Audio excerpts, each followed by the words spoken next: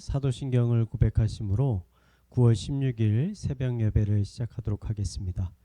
전능하사 천지를 만드신 하나님 아버지를 내가 믿사오며 그 외아들 우리 주 예수 그리스도를 믿사오니 이는 성령으로 잉태하사 동정녀 마리아에게 나시고 본디오 빌라도에게 고난을 받으사 십자가에 못 박혀 죽으시고 장사한 지 사흘 만에 죽은 자 가운데서 다시 살아나시며 하늘에 오르사 전능하신 하나님 우편에 앉아 계시다가 저리로서 산자와 죽은 자를 심판하러 오시리라. 성령을 믿사오며 거룩한 공회와 성도가 서로 교통하는 것과 죄를 사하여 주시는 것과 몸이 다시 사는 것과 영원히 사는 것을 믿사옵나이다. 아멘. 이 아침에 우리가 함께 나눌 말씀은 출애굽기 15장 22절에서 27절까지 말씀입니다. 우리 함께 읽도록 하겠습니다. 모세가 홍해에서 이스라엘을 인도하매 그들이 나와서 수르 광야로 들어가서 거기서 사흘 길을 걸었으나 물을 얻지 못하고 마라에 이르렀더니 그곳 물이 써서 마시지 못하겠으므로 그 이름을 마라라 하였더라. 백성이 모세에게 원망하여 이르되 우리가 무엇을 마실까 하매 모세가 여호와께 부르짖었더니 여호와께서 그에게 한 나무를 가르치시니 그가 물에 던지니 물이 달게 되었더라. 거기서 여호와께서 그들을 위하여 법도와 율례를 정하시고 그들을 시험하실세 이르시되 너희가 너희 하나님 나 여호와의 말을 들어 순종하고 내가 보기에 의를 행하며 내 계명의 귀를 기울이며 내 모든 규례를 지키면 내가 애굽 사람에게 내린 모든 질병 중 하나도 너희에게 내리지 아니하리니 나는 너희를 치료하는 여호와임이라. 그들이 엘림에 이르니 거기서 물샘 12과 종려나무 70그루가 있는지라. 거기서 그들이 그 물 곁에 장막을 치니라. 아멘. 사도 바울은 고린도전서 10장에서 구약의 백성들이 애굽을 빠져나와 홍해를 건넌 사건을 다음과 같이 정의하고 있습니다. 형제들아 나는 너희가 알지 못하기를 원하지 아니하노니 우리 조상들이 다 구름 아래 있고 바다 가운데로 지나며 모세에게 속하여 다 구름과 바다에서 세례를 받고. 바울은 홍해를 건넌 백성들이 하나님께 세례를 받은 것과 같다. 그래서 하나님의 백성이 되었다라고 말합니다.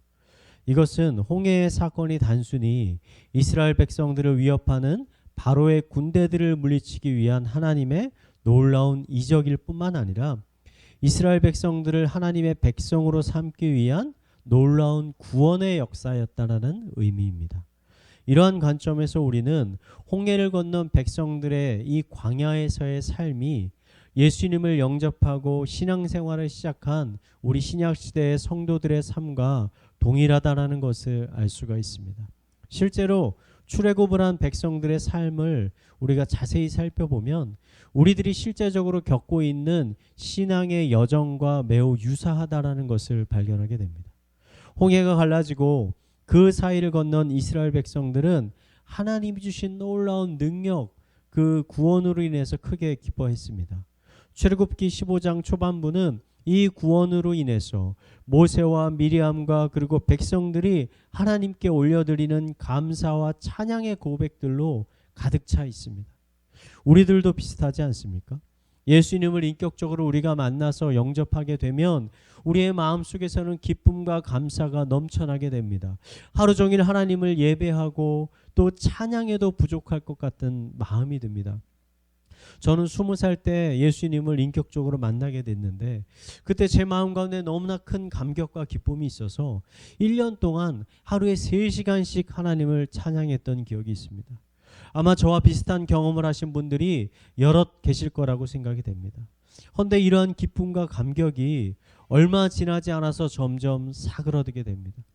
왜냐하면 예수님을 만난 후에도 여전히 우리들의 삶 가운데는 수많은 고난과 어려움이 찾아오기 때문입니다. 홍해를 건넌 백성들을 기다리고 있었던 것은 에덴 동산이 아니었습니다. 그들을 기다리고 있던 것은 메마른 광야였습니다. 그 광야에는 마실 물이 없었습니다. 백성들은 내리쬐는 뜨거운 태양을 해서 목이 타는 듯한 목마름을 견뎌야 했습니다. 사흘 동안 걸어서 겨우 물을 찾을 수가 있었는데 그 물을 마셔보니 물의 맛이 너무나 써서 도저히 마실 수가 없었습니다. 그래서 백성들은 그곳의 이름을 쓰다라는 의미로 마라라고 불렀습니다. 여러분들도 이러한 경험을 해보지 않으셨습니까? 예수님을 영접하면 하나님 나라의 백성이 되면 그때부터 모든 일들이 내가 원하는 대로, 내가 기도하는 대로 다 술술 풀릴 것이라고 생각했는데 오히려 예수님을 만나기 전보다 더 어려운 일들, 더 고된 일들, 더 힘든 일들이 찾아오게 되는 것입니다. 예수님을 만나면 달콤한 인생을 살게 될 줄 알았는데 오히려 달콤한 인생이 아니라 마라 인생을 살게 되는 것입니다. 여러분은 이럴 때 어떻게 하시겠습니까? 하나님을 찾지 않겠습니까? 하나님께 간구하지 않겠습니까? 이스라엘 백성들이 바로 그렇게 했습니다. 이스라엘 백성들이 하나님께 하나님 도저히 저희가 이렇게 살 수 없습니다. 저에게 마실 만한 물을 주십시오 라고 간구하자 하나님은 모세에게 한 나무를 가리키시면서 그 나무를 샘에 던져 넣으라고 명령하셨습니다. 모세가 그대로 행하자 그 쓰던 물이 갑자기 달달한 물이 되어서 백성들이 비로소 그들의 목마름을 해결할 수 있게 되었습니다. 우리들의 삶 똑같습니다. 삶의 고난과 어려움이 찾아오면 우리는 하나님께 기도하고 간구해야 합니다. 하나님은 우리의 이러한 기도를 들으시고 우리의 쓰디쓴 인생에 은혜의 나무 한 그루를 던져 주시는 것입니다. 그러면 어느 순간 쓰던 우리의 인생이 달콤한 인생으로 변하게 되는 것이죠. 제가 오늘 말씀에서 주목하고 싶은 부분은 홍해를 건넌 백성들의 여정이 편안한 여정이 아니라 고달프고 힘들고 때로는 위험한 여정이었다는 것입니다. 만약 하나님이 그들의 삶을 보호하지 않으셨다면, 하나님이 그들의 길을 인도하지 않으셨다면 아마 많은 백성들은 가나안 땅을 밟아보지도 못하고 광야에서 목숨을 잃게 되었을 것입니다. 기독교의 삶 동일합니다. 기독교인이 되었다고 해서 당장 달콤한 인생이 우리를 기다리고 있는 것이 아닙니다. 때로는 지금보다 더 쓰디쓴 인생이 우리를 기다리고 있을 수 있습니다. 그래서 불교에서는 인생을 고해라고 표현하기도 합니다.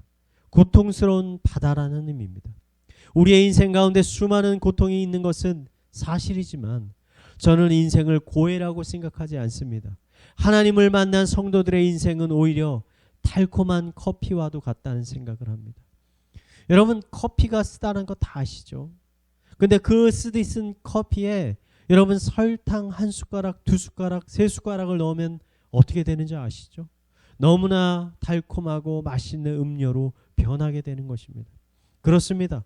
하나님의 은혜의 나무가 우리의 인생 가운데 던져지게 되면 비로소 우리의 마라와 같은 인생은 달콤한 인생으로 변하게 되는 것입니다. 혹시 이 시간 함께 예배하고 계시는 성도님 중에 마라와 같이 쓰디쓴 고난과 어려움을 겪고 계시는 분이 계십니까?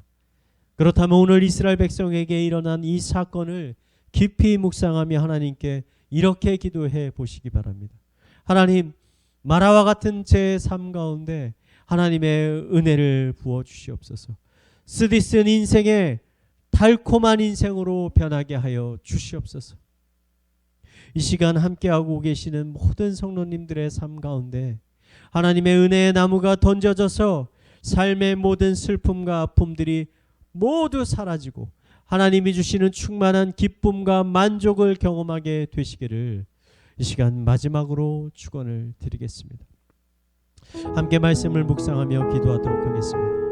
하나님, 오직 주님만이 나의 구원자이시며 나의 삶의 주인이심을 고백하며 나아갑니다. 오직 주님만이 나의 삶의 모든 문제의 해결자가 되시며 나의 인생을 치료하시는 치료자가 되심을 고백합니다. 이 시간 하나님 앞에 우리의 모든 문제를 의뢰하며 나아갈 때 우리의 기도에 응답하여 주시고 우리를 회복시켜 주시옵소서. 마라와 같은 인생 되지 않게 하여 주시고 기쁨과 만족이 넘치는 달콤한 인생 되게 하여 주시옵소서.